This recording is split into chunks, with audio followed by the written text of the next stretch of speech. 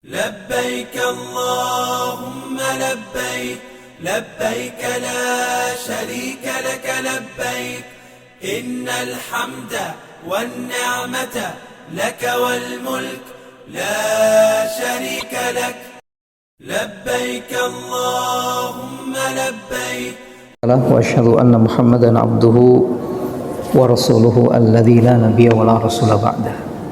أصدق الحديث كتاب الله وخير الهدى هدى محمد صلى الله عليه وسلم وشر الأمور محدثاتها فإن كل محدثة بدعة وكل بدعة ضلالة وكل ضلالة في النار. Ikhwan fillah rahimakumullah. Alhamdulillah, kita bersyukur kepada Allah Subhanahu wa taala karena atas limpah nikmat dan karunia-Nya di kesempatan malam ini Allah kembali izinkan kita untuk saling bertatap muka dalam rangka thalabul ilmi. Bersama-sama kita akan mencoba mengkaji hal-hal yang harus kita ketahui sebagai seorang muslim agar makin tercapai kehormatan seorang manusia. Maksudnya begini, kata para ulama, kalau kita baca sejarah, Pak, kalau kita baca sejarah, di antara penyebab kenapa malaikat disuruh oleh Allah untuk sujud ke Nabi Adam adalah dikarenakan Nabi Adam punya pengetahuan yang tidak dimiliki oleh para malaikat. Bapak kalau baca kisahnya dari awal, kan itu Nabi Adam diciptakan oleh Allah, kemudian diajarkan beberapa hal kepada beliau. Lalu Allah bertanya kepada para malaikat, mereka nggak bisa menjawab. Ketika ditanyakan kepada Nabi Adam, dijawab semuanya dengan jawaban yang sangat luar biasa. Lalu muncullah perintah untuk sujud kepada Nabi Adam alaihissalam. Kata para ulama, mencari ilmu itu betul kata Allah akan mengangkat derajat seorang manusia, dan ini contoh bukti nyata, Pak. Sehingga kalau seorang manusia ingin mempertahankan eksistensi kemuliaannya di hadapan makhluk yang lain, dia harus terus berinteraksi dengan ilmu. Ketika dia meninggalkan masalah thalabul ilmi, tidak berinteraksi dengan ilmu, maka sama saja dia tengah menjatuhkan kehormatannya di hadapan makhluk Allah yang lainnya. Waliyadzubillah tsumma waliyadzubillah.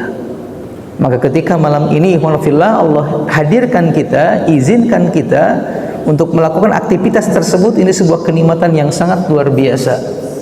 Mudah-mudahan Allah Subhanahu wa taala menjadikan letih kita, capek kita, kumpul kita di tempat ini sebagai bagian dari kebaikan yang nanti akan memperberat timbangan kebaikan kita kelak pada hari kiamat.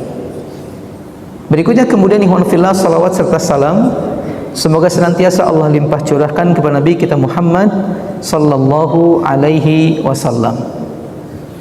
Ikhwan fillah rahimakumullah, di kesempatan malam ini tema yang kita akan angkat adalah kisah-kisah pilihan para wali Allah Subhanahu wa taala. Kita akan coba sejenak berhenti membicarakan tokoh-tokoh tertentu, Pak. Tapi kita akan coba ambil beberapa kisah-kisah yang lebih yang lebih banyak faidahnya untuk kita ambil. Jadi bukan cuma sebatas tahu siapa nama aslinya, siapa istrinya, siapa anaknya gitu. Tapi kejadian-kejadian yang pernah terjadi pada masa mereka, lalu kemudian kita ambil pelajaran untuk kehidupan kita saat ini. Kemudian wali Allah yang saya maksud di tema pembahasan kita adalah tentunya bukan lain selain para sahabat Nabi Muhammad SAW. Ya, jadi bukan orang-orang yang sering diungkapkan oleh sebagian orang punya keutamaan, keistimewaan, walaupun sudah meninggal katanya gitu, tapi enggak. Yang saya maksud wali Allah adalah mereka yang disepakati oleh para ulama kewaliannya. Siapa? Para sahabat Nabi Muhammad SAW. Kisah-kisah yang akan kita bacakan mungkin sebagian sudah pernah kita bacakan, Pak, tapi akan kita ulang kembali untuk murojaah, atau mungkin yang belum kita sampaikan sebagai tambahan informasi, dan kita akan ambil faidahnya. Ikhwan fillah rahimakumullah. Taib, kita masuk ke kisah yang pertama. Ikhwan fillah rahimakumullah, kisah yang dicantumkan dalam sebuah kitab yang berjudul Kaifa Amalahumun Nabiyyu sallallahu alaihi wasallam. Ada sebuah kitab yang berjudul Bagaimana Interaksi Rasulullah sallallahu alaihi wasallam dengan para manusia. Di pembahasan tentang interaksi Nabi dengan para sahabat, ada sebuah kisah yang dinukilkan oleh penulis kitab ini. Sebuah riwayat yang menurut penulis ditemukan dalam sebuah kitab riwayat Imam Ahmad. Riwayat Imam Ahmad, dan hadis ini disahihkan oleh Imam Al-Albani rahimahullahu taala. Dikatakan dalam riwayat ini, sebentar.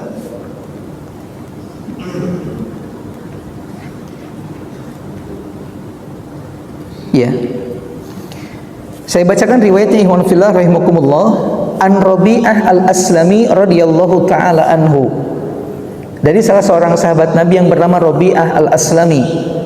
Qala, beliau mengatakan, inna Rasulullah sallallahu alaihi wasallam a'tani ardhan wa a'tani Abu Bakrin ardhan. Suatu ketika, kata beliau, Rasul memberikan kepadaku sepetak tanah, dan Rasul juga memberikan sepetak tanah di sampingnya kepada Abu Bakar As-Siddiq radhiyallahu taala anhu. Kemudian waja'atid dunya fakhtalafna fi idqi nakhlatin. Ketika tanah itu bertumbuh dan terus berkembang, akhirnya kami sempat cekcok dengan Abu Bakar terkait sebuah pohon, Pak. Jadi tanah yang mereka miliki ada pohon kurmanya. Pas makin numbuh, ada sebuah pohon yang ternyata berada tepat di tengah-tengah batasan antara tanah Abu Bakar dengan tanahnya Rabi'ah al-Aslami radhiyallahu taala anhuma. Ketika berbuah, ketika mau dipanen, ternyata keduanya bertikai, Pak. Abu Bakar dengan Rabi'ah berselisih. Rabi'ah mengatakan, hadza fi haddi, tanaman ini milik saya karena ada di sebagiannya di tanah saya. Abu Bakar mengatakan, tidak, ini tanah saya, kata beliau, berarti ini milik saya. Bertengkar, Pak, berselisih sampai adu mulut, sampai dikatakan faqala Abu Bakrin kalaman allati karihaha. Ketika kami adu mulut, kata beliau, Abu Bakar As-Siddiq melontarkan kepadaku sebuah kalimat yang dia pun menyesalinya, Pak. Dia pun menganggap itu perkataan buruk gitu, Pak. Jadi ngomong, kalau kita mungkin bahasanya bahasa apa, Pak, kasarnya kayak semacam anjing gitu, Pak. Bahasa hewan gitu.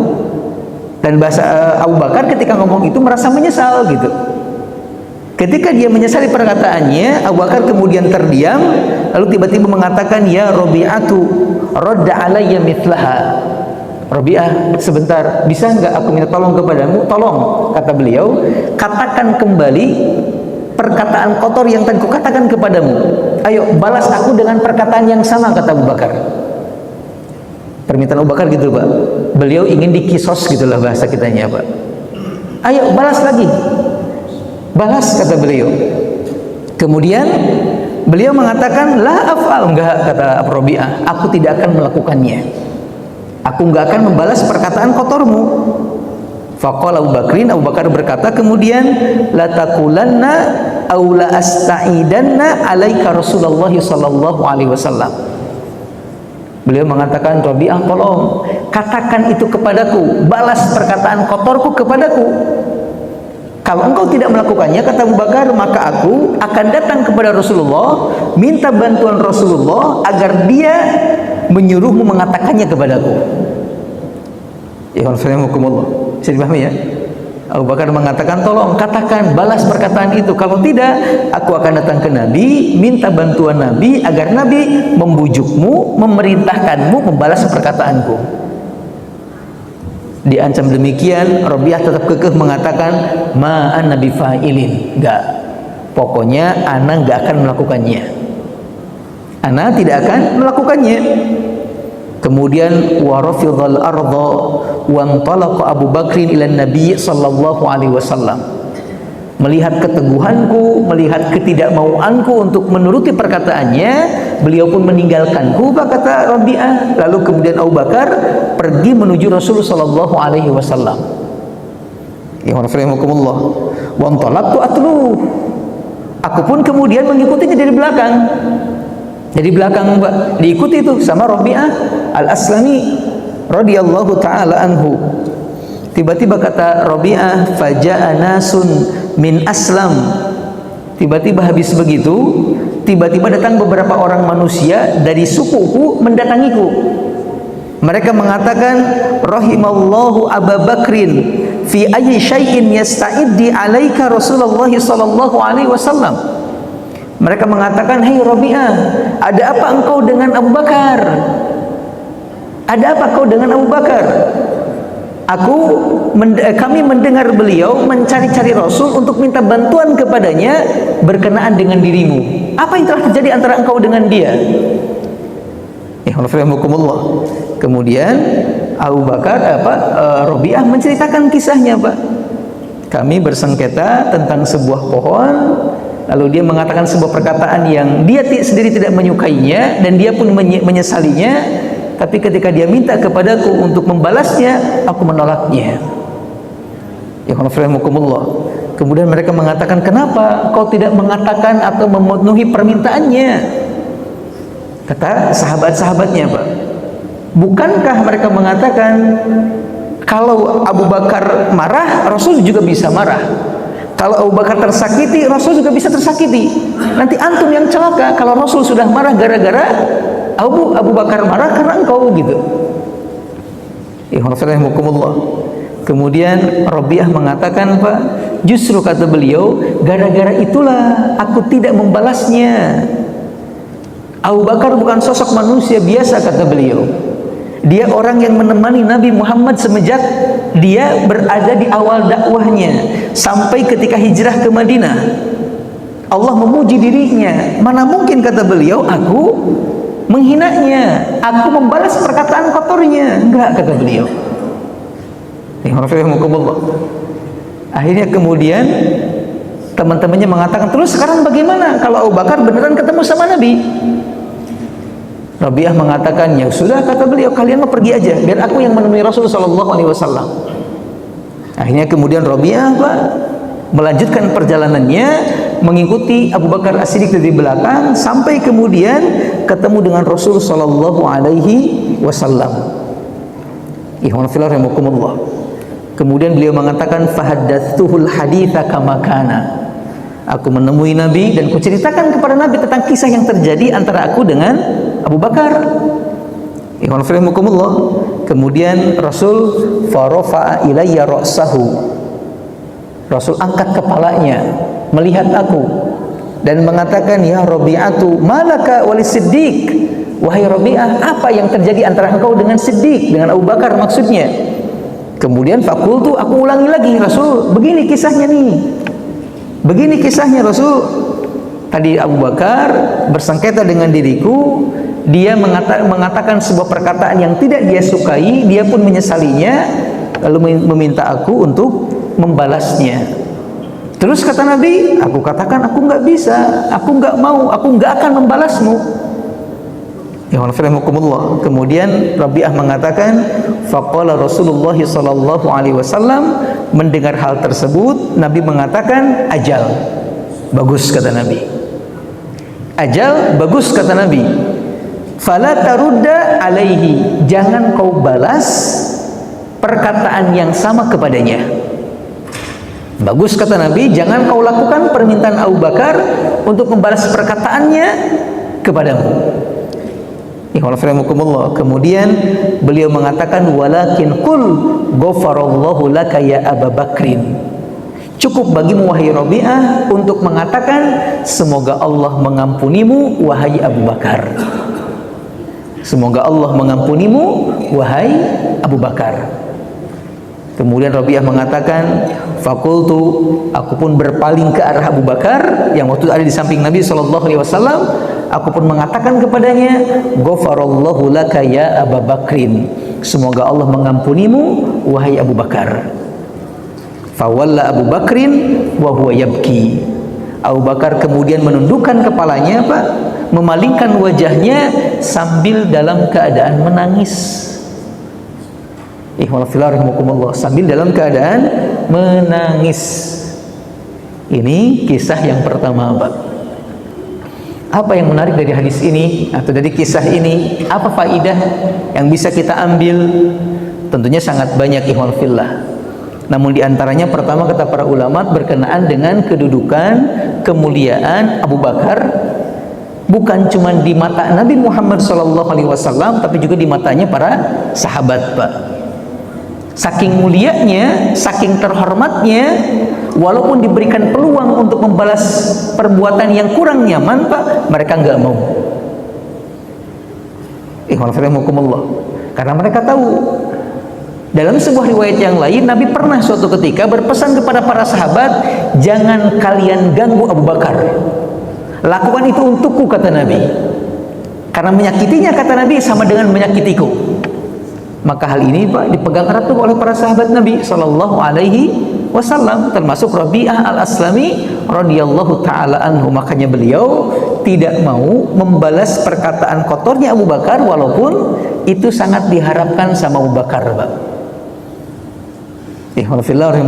Ini poin yang pertama tentang kemuliaan, tentang keutamaan sosok Abu Bakar As-Siddiq radhiyallahu taala anhu. Yang kedua, dari pelajaran dari hadis yang tadi kita sampaikan, ini berkenaan dengan bagaimana seorang pemimpin atau seseorang yang ditokohkan ketika mendapatkan sebuah permasalahan antara dua orang berkenaan seperti ini, maka harusnya yang pertama adalah seorang pemimpin memutuskannya mencari jalan yang terbaik, Pak. Maksudnya begini, kata para ulama, Rasul tahu Abu Bakar itu yang salah, Pak. Tapi Rasul tidak menyalahkan Abu Bakar. Rasul ngasih kesempatan kepada sahabat Rabi'ah untuk mendapatkan yang lebih baik, dan Abu Bakar pun mendapatkan yang lebih baik. Kalau Rabi'ah al-Aslami membalas perkataan Abu Bakar, maka itu sama dengan satu-satu, Pak, nanti. Masing-masing gak dapat kebaikan, Pak. Karena dibalas dengan perkataan kotor. Kan membalas perkataan kotor bukan sebuah kebaikan. Kebaikan itu ketika perkataan kotor, perbuatan kotor dibalas dengan perbuatan yang baik. Dan Rasul nggak mau dua-duanya dapat keburukan. Maka Rasul perintahkan kepada beliau untuk mengatakan kepada Abu Bakar, "Ghafarallahu laka ya Abu Bakrin." Kalau begini, Pak, dua-duanya dapat kebaikan. Rabi'ah dapat kebaikan pahala doa, Pak. Yang kedua dapat kebaikan doa mustajab karena dia mendoakan saudaranya, Pak. Malah dia dapat kebaikan didoakan juga oleh para malaikat. Bukankah Nabi pernah mengatakan doa seorang muslim kepada saudaranya akan diaminkan oleh para malaikat dengan mengatakan amin walaka bil mithli. Ketika seorang muslim mengatakan untuk saudaranya, Allah ampuni si fulan, ya Allah sehatkan si fulan, maka malaikat mengatakan semoga Allah mengabulkan permintaanmu dan semoga Allah memberikan kepadamu apa yang kau mintakan buat saudaramu. Ini kebaikan, Pak. Buat Abu Bakar pun demikian. Apa kebaikannya? Doa sahabat rahimakumullah.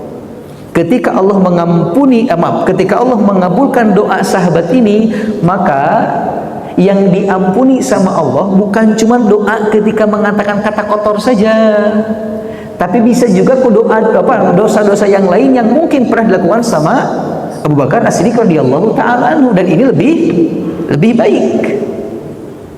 Nah, ini harusnya yang dilakukan seorang pemimpin, seseorang yang ditokohkan. Ketika datang dua orang bertikai, cari jalan yang lebih baik terlebih dahulu, bukan menyalahkan satu pihak, membenarkan satu pihak.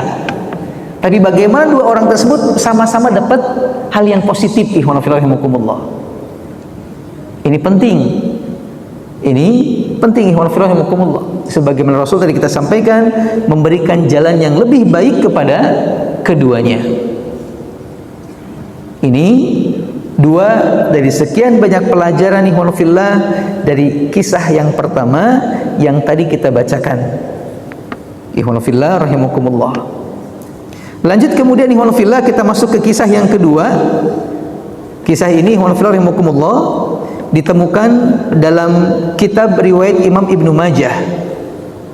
Disebutkan bahwasanya dari salah seorang sahabat Nabi yang bernama Thalhah bin Ubaidillah radhiyallahu taala anhu. Talha bin Ubaidillah mengatakan, anna rajulaini min baliyin qadima ala Rasulillah sallallahu alaihi wasallam. Pernah datang kepada Nabi dua orang pemuda dari suku Bali. Dari suku Bali. Keduanya datang kepada Nabi, kemudian diskusi dengan Nabi Muhammad sallallahu alaihi wasallam sampai kedua-duanya Pak masuk Islam secara bersamaan. Masuk Islam bareng tuh. Lalu kata Abu Talha, fakana ahaduhuma asyadda ijtihadan minal akhar. Namun ternyata walaupun masuk Islamnya bareng, ketika diperhatikan ibadahnya, yang satu lebih semangat ibadahnya dibandingkan yang satunya, Pak. Yang ini lebih semangat dibandingkan yang ini dalam beribadah kepada Allah Subhanahu wa taala. Kemudian kata beliau, fagoza al-mujtahidu. Kemudian fastushhida thumma makatha. Suatu waktu ada panggilan jihad. Lalu keduanya ikut berperang dengan Rasul sallallahu alaihi wasallam. Ternyata ikhwan fillah rahimakumullah, yang memiliki semangat tinggi dalam beribadah itu ditakdirkan sama Allah meninggal dalam keadaan syahid di pertempuran tersebut. Sedangkan yang ibadahnya kurang semangat seperti orang yang pertama dipanjangkan usia sama Allah. Diberi kesempatan, kata Talha, ditambahin usia oleh Allah setahun, baru kemudian meninggal dunia dalam keadaan biasa, Pak. Habis itu kemudian Talha mengatakan, beberapa malam setelah kematian orang yang kedua, fara'aitu fil manami, aku bermimpi dalam tidurku. Apa mimpinya? Ana inda babil jannati idza ana bihima. Aku seolah-olah berada di depan pintu surga, kata beliau. Dan di depanku, kata beliau, ada dua orang pemuda ini, yang mati syahid dan yang mati biasa, Pak. Yang semangat ibadah dan yang tidak begitu semangat seperti orang yang pertama, Pak. Kemudian fakharaja kharijun, tiba-tiba datang atau keluar satu sosok dari surga. Fa'adina lilladzi tuwfiyal akhira minhuma. Kemudian dia melihat kami bertiga dan mengizinkan orang yang mati belakangan untuk masuk surga lebih dulu. Jadi narik yang meninggalnya belakangan, Pak. Yang mati biasa, ayo kamu dulu masuk, gitulah bahasanya mungkin. Dia bawa masuk tuh, Pak. Selang beberapa lama, kata beliau, ihwanulillah, fa'adina lilladzi ustushhida thumma raja'a. Habis itu dia keluar lagi tuh, sosok yang tadi manggil orang pertama. Kemudian lihat kami berdua. Pas lihat kami berdua, dia meminta orang yang mati syahid untuk masuk ke dalam surga. Masuklah kemudian yang kedua, Pak. Kemudian summa raja'a ilayya faqala irji fa innaka lam ya'ni laka ba'd. Selang beberapa lama, sosok yang tadi manggil keluar lagi dari surga. Lalu melihat diriku, pas lihat diriku dia mengatakan kepadaku, kamu pulang lagi karena kamu belum waktunya. Kamu pulang lagi, kamu belum waktunya, kata sosok tersebut. Aku pun kemudian terbangun, kata Talha. Lalu fa asbaha Talhatu yuhadditsu bihin nas. Besok paginya Talha ketika bertemu dengan para sahabat menceritakan kisah tersebut kepada sahabat-sahabatnya. Semalam saya mimpi begini, ketemu begini gitu. Diceritakan. Kata beliau, fa'ajibu lidzalika. Ternyata kisah mimpi saya membuat mereka terheran-heran. Kenapa terheran-heran? Mereka mengatakan, kok bisa orang yang matinya belakangan malah tidak dalam keadaan syahid lebih dulu masuk surga dibandingkan orang yang mati syahid. Padahal syahid punya keutamaan yang sangat luar biasa. Malah yang syahid ini sama-sama diketahui ibadahnya lebih bersemangat dibandingkan orang yang mati biasa. Kenapa kok belakangan masuk surganya orang yang mati syahid? Para sahabat bertanya-tanya, Pak. Mereka terheran-heran. Kemudian fabalagha dzalika Rasulullah sallallahu alaihi wasallam wa haddatsuhu al-haditsa. Akhirnya mereka pun menceritakan hal tersebut kepada Rasul sallallahu alaihi wasallam. dan bertanya kepada Rasulullah SAW tentang keheranan, kok bisa orang yang mati belakangan lebih dulu masuk surga dibandingkan yang mati duluan, padahal yang duluan juga mati syahid. Kemudian Nabi mengatakan, min ayyi dzalika ta'jabun. Kata Nabi, enggak usah heran, enggak perlu aneh, kata Nabi. Nabi mengatakan, ihwanu fillah rahimakumullah, kata Nabi, alaisa qad makatha hadza ba'dahu sanatan. Bukankah, kata Nabi, orang yang meninggal belakangan, dia Allah tambahkan usianya setahun lebih lama dibandingkan orang yang mati duluan? Kata para sahabat, betul.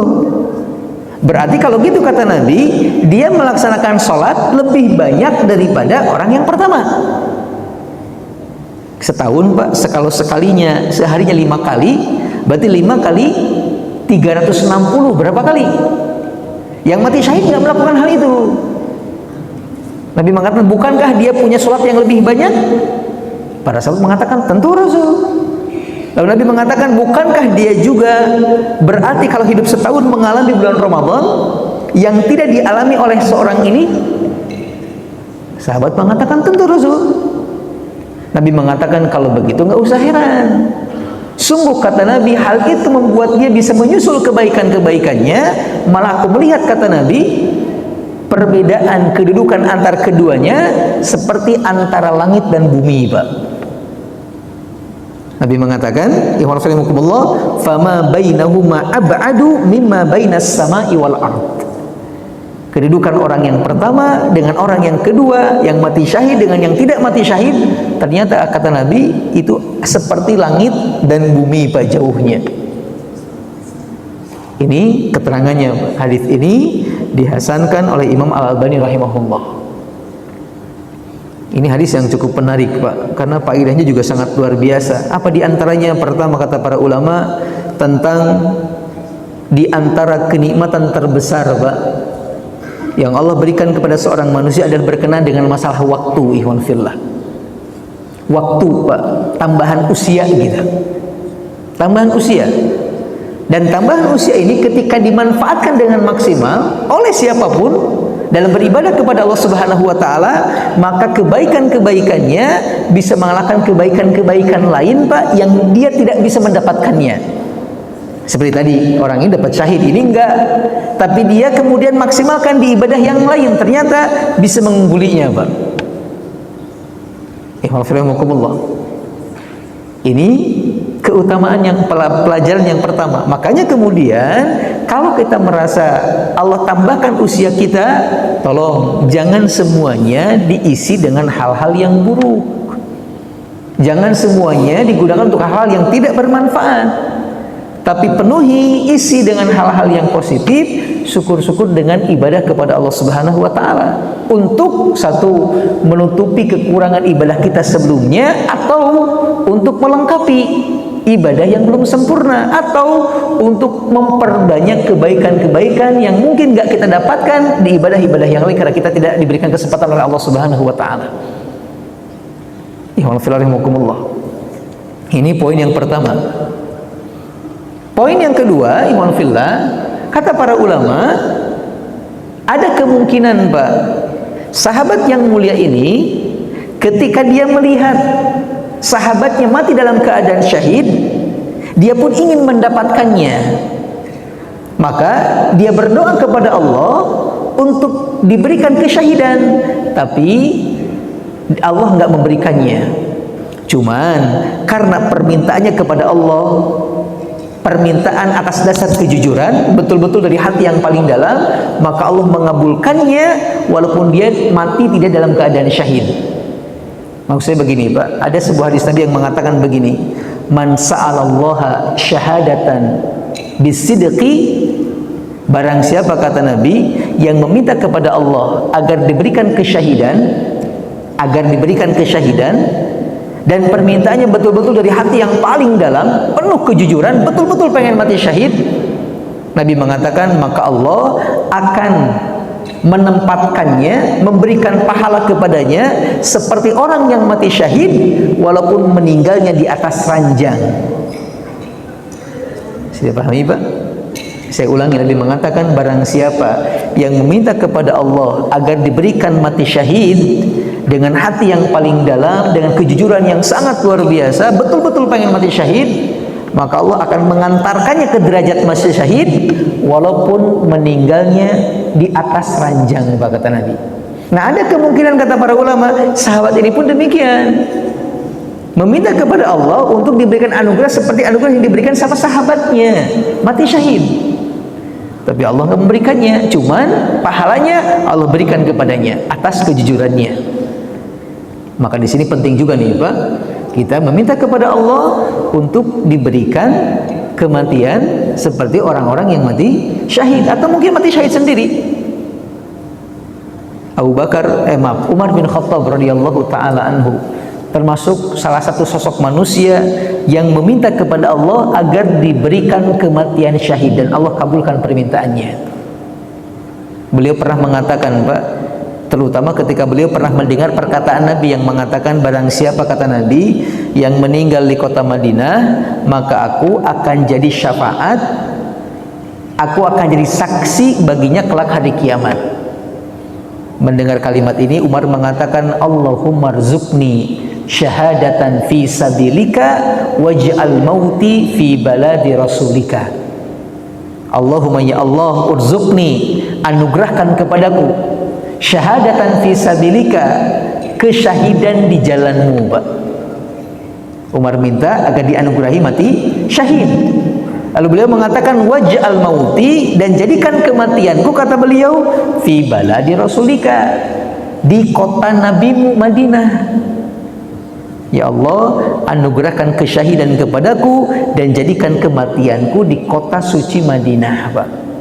Allah mengabulkannya ternyata. Ketika beliau tengah jadi imam membersamai para sahabat sholat subuh, tiba-tiba di atas atap masjid turun sosok majusi, lalu kemudian menusuk perut beliau sampai terburai usus beliau, Pak. Ini Allah kabulkan nih, ketika permintaannya betul-betul dari hati yang paling dalam.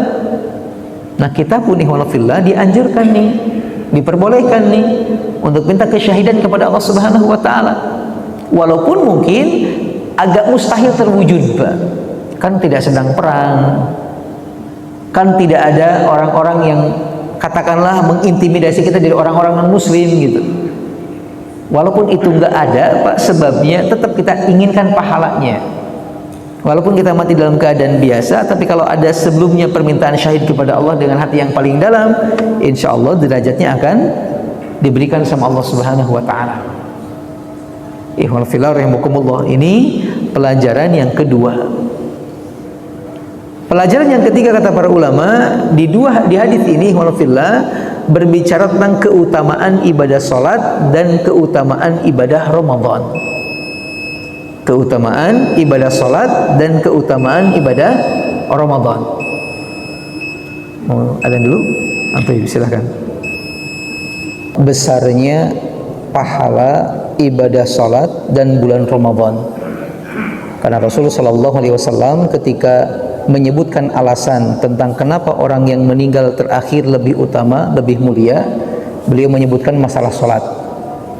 Beliau juga menyebutkan masalah saum Ramadan. Maka di sini menjadi penting bagi kita juga untuk memperhatikan dua ibadah ini, Pak.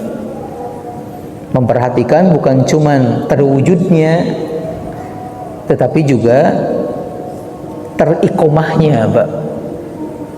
Ikomah itu apa ya? Perintah dalam Quran kan kalimatnya aqimus salat, dirikanlah salat, bukan lakukanlah salat gitu. Karena ternyata kata para ulama, kalimat mendirikan maknanya beda dengan melakukan.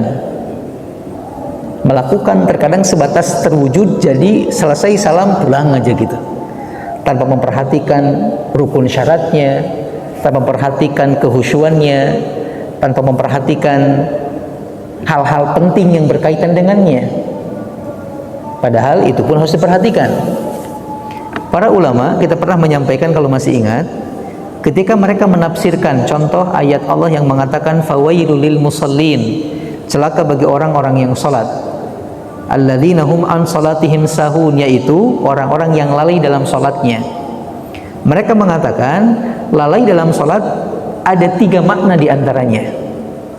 Pertama, lalai dalam arti mengabaikannya, meninggalkannya, tidak melaksanakan sholat. Dan ini bentuk lalai yang paling besar dan yang paling buruk. Sampai-sampai ulama mengatakan tidak ada dosa yang terbesar selain syirik adalah meninggalkan sholat dengan sengaja, Pak. Atau meninggalkan sholat dengan sengaja ketika disadari akan kewajibannya tapi dia abaikan, maka dia telah berbuat dosa yang paling besar setelah syirik, Pak. Lebih besar dari membunuh, lebih besar dari berzina, lebih besar dari mencuri. Tapi bukan berarti boleh mencuri, bukan. Tetap dua-dua semuanya besar itu dosanya, tapi meninggalkan sholat paling besar. Ini level yang paling buruk, Pak. Malah sebagian para ulama ada yang sampai menganggap kafir bagi muslim yang meninggalkan salat. Karena Nabi dengan tegas mengatakan al-farqu bainana wa bainahum tarkus shalah. Perbedaan kita dengan Bani Israel adalah, dengan ahlul kitab adalah perbedaan dalam masalah meninggalkan salat. Maka ini yang pertama, lalai definisinya adalah mengabaikan, tidak mengerjakan atau meninggalkan salat. Kemudian lalai juga bisa diartikan yang kedua adalah sholatnya dilakukan, tapi ketika melaksanakannya rukun dengan syaratnya enggak diperhatikan, Mbak. Rukun dan syaratnya tidak diperhatikan. Contoh dalam sebuah hadis Nabi mengatakan, innar rajula la yusalli 60 sanatan wa ma tuqbalu lahu salatun. Ada seorang laki-laki, kata Nabi, yang sudah sholat selama 60 tahun, Mbak, kata Nabi. Ada orang sudah sholat selama 60 tahun, tapi ternyata ketika dihadapkan kepada Allah tidak ada satu sholat pun yang diterima sama Allah. 60 tahun, Pak, nggak ada satu pun diterima sama Allah. Nabi mengatakan, la'allahu yutimmu ruku'a wa la yutimmu sujud. Orang ini ketika sholat ada memang kalanya betul sempurna rukunya, tapi sujudnya nggak sempurna. Ada kalanya sujudnya sempurna, tapi ruku nggak sempurna. Ternyata, Pak, ketidaksempurnaan gerakan dalam sholat mengakibatkan sholat enggak diterima sama Allah Subhanahu wa Ta'ala. Bayangkan 60 tahun, Pak. 60 tahun. Ini kan waktu bukan sebentar, Pak. 60 tahun. Waliyadzubillah tsumma liyadzubillah. Dalam riwayat yang lain, Pak, ini sebuah riwayat yang juga perlu jadi perhatian kita. Nabi SAW pernah melihat seorang laki-laki sholat di hadapan beliau, Pak. Dikatakan ra'a rajulan la yutimmu ruku'ahu. Nabi pernah melihat seorang laki-laki salat dan ketika ruku dia enggak menyempurnakan rukunya. Asal gitu, Pak. Kemudian Nabi mengatakan lau mata hadza ala halihi hadhihi mata ala ghairi millati Muhammadin. Nabi mengatakan kalau orang ini mati dalam keadaan seperti ini, sholatnya kayak gini, kata Nabi, maka dia mati bukan di atas agama Muhammad. Jelas, Pak? Kalau orang ini mati, kata Nabi, dengan keadaan sholatnya seperti ini, maka dia mati bukan berada di atas agama Muhammad. Ini ancaman besar, Pak, bagi orang yang meninggalkan rukun atau meninggalkan syarat-syarat sholat. Padahal, nah itu ancamannya, waliyadzubillah tsumma liyadzubillah. Maka perhatikan ini oleh kita, setiap rukun dan syarat-syarat sholat jangan diabaikan. Jangan sholat seperti ayam ketika makan makanan atau matok makanannya, tek tek tek gitu, Pak. Oke lah, kita mungkin rusuh, Pak, banyak kerjaan, banyak segala macam, tapi tolong untuk sholat mah jangan dimain-mainin gitu. Jangan dianggap remeh. Takutnya kayak kasus seperti ini, padahal sahabat Nabi loh, Pak, ini. Kan sedang menceritakan sahabat Nabi. Di 60 tahun sholat nggak diterima. Nabi lihat nggak sempurna, kalau mati nggak di atas agama Muhammad. Ini ancaman yang sangat luar biasa. Nah, nanti Ramadan nih akan dibuktikan betul nggak kita ingin memperbaiki sholat. Di antaranya tinggalkan sekarang, Pak. Mohon maaf tapi ya kalau kurang nyaman terdengarnya. Jangan cari masjid yang tarawihnya paling cepat. Jangan. Kan kita pengen cepat Pak ya, pengen cepat bubar gitu. Mendingan Bapak nggak taraweh sendiri di rumah daripada harus sholatnya nggak jelas. Kalau dikasih pilihan demikian. Ya, daripada kemudian terpaksa atau sengaja, ya waliyahzubillah. Cari Pak, karena kita ingin memperbaiki keimanan kita, ingin dapat pahala besar, coba cari tempat-tempat yang membuat sholat kita khusyuk, tenang minimal lah gitu. Atau minimal enggak gurung-gusuh Pak, tiba-tiba amin aja keluar suara gitu, nggak tahu kapan baca bismillah alhamdulillahnya. Ya, jangan terbawa kayak keren gitu Pak. Oh keren tuh, Fatihahnya 1 kali napas gitu. Nggak demikian nggak demikian. Ini ancaman yang luar biasa. Ini yang kedua, makna lalai adalah mengabaikan rukun dan syaratnya. Nabi pernah melihat seorang laki-laki Pak sholat, kemudian beliau melihat ke bagian kakinya, ternyata ada di bagian kakinya, bagian tumitnya tidak terbasuh ketika wudhu. Apa kata Nabi? Wailul lil aqabi minan nar. Celaka bagi orang yang ketika wudhu lututnya tidak terbasuh. Celaka kata Nabi. Ini orang lagi sholat Pak, Nabi ngomong begitu. Berarti wudhu juga perlu diperhatikan. Malah kata para ulama ada sebuah hadis yang Nabi pernah memerintahkan seorang sahabat Nabi untuk mengulang sholatnya. Ada orang datang Pak sholat, Nabi lihat habis sholat, Nabi mengatakan sholat lagi, ente belum sholat. Sampai 3 kali. Sampai sahabat mengatakan, Rasul ini saya merasa sholat yang paling baik, mesti gimana lagi sholat saya? Ternyata Pak Nabi mengajarkan kembali sholatnya dari awal Pak, sejak wudhu pasti bagaimana, kemudian menghadap kiblat bagaimana, dan selanjutnya. Ini menunjukkan orang ini, kata para ulama, kemungkinan salahnya bukan cuma di sholatnya, tapi juga di wudhunya, karena Nabi mengajarkan kembali tentang cara wudhu kepada beliau. Maka syarat perlu juga kita perhatikan. Kan wudhu termasuk syarat sholat, bukan rukun sholat. Ini makna lalai yang kedua. Nah, makna lalai yang ketiga, ikhwanullah, kata sebagian para ulama adalah, walaupun ini lalai yang dianggap ringan, tapi tetap perlu perhatian, adalah melalaikan sunnah-sunnah sholat Pak, atau perbuatan-perbuatan yang bisa menyempurnakan pahala sholat. Melakukan perbuatan-perbuatan yang bisa menyempurnakan pahala sholat. Contoh, ikhwanullah, sholat berjamaah antara shaf pertama dengan shaf kedua itu ada perbedaan. Antara yang berjamaahnya dari awal takbir dengan yang masbuk ada perbedaan. Antara yang berjamaah dengan yang sendiri, wah ada lebih jauh perbedaan. Ini pun kata sebagian para ulama, ketika diabaikan bisa dianggap lalai Pak. Yang sendiri dapat sholat sempurna, dapat pahala. Berjamaah juga sama, dapat pahala. Tapi ketika dihitung-hitung, dibandingkan jauh, kata Nabi, 27 berbanding 1 Pak. Shaf yang pertama, dapat takbir yang pertama dibandingkan dengan yang masbuk, itu pun sama, beda kebaikannya. Nabi mengatakan dalam sebuah riwayat, man shalla fi jama'atin wajada takbiratal ula arba'ina yauman kutibat lahu bara'atan. Yang bisa sholat berjamaah dapat takbir yang pertama dan bisa dia istiqomahkan selama 40 hari 40 malam, maka dia akan dibebaskan dari 2 ancaman. Bara'atun minan nifaq, ancaman sifat kemunafikan, wa bara'atun minan nar, dan ancaman api neraka. Yang bisa berjamaah dapat takbir pertama bersama dengan imam. Yang berjamaah masbuk juga dihitung berjamaah, tapi beda Pak kemuliaan keutamaannya. Atau Nabi pernah mengatakan dalam riwayat yang lain, kalau Nabi pernah menyebutkan jangan pernah mendekati masjid kami, tempat sujud kami, orang-orang yang habis makan kata Nabi. Maksudnya bawang putih Pak. Betul kan? Dilarang tuh.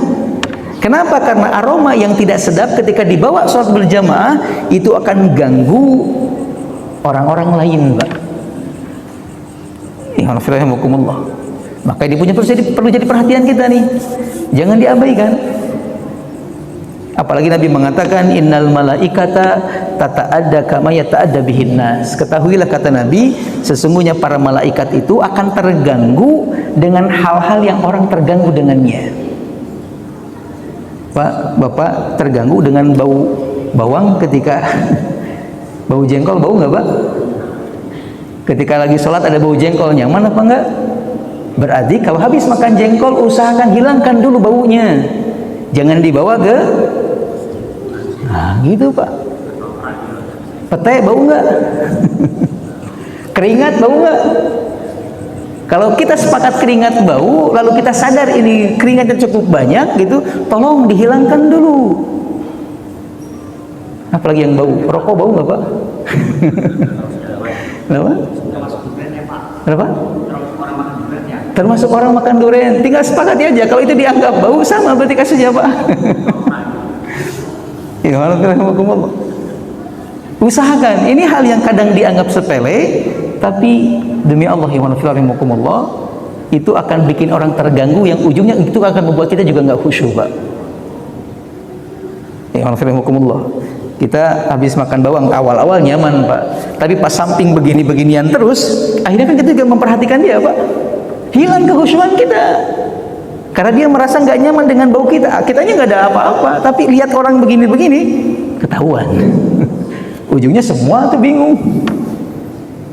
Maka ini kemudian sebagian mengatakan lalai dalam hal ini pun bisa dianggap sebagai orang-orang yang fawailul lil musallin alladzina hum an salatihim sahun.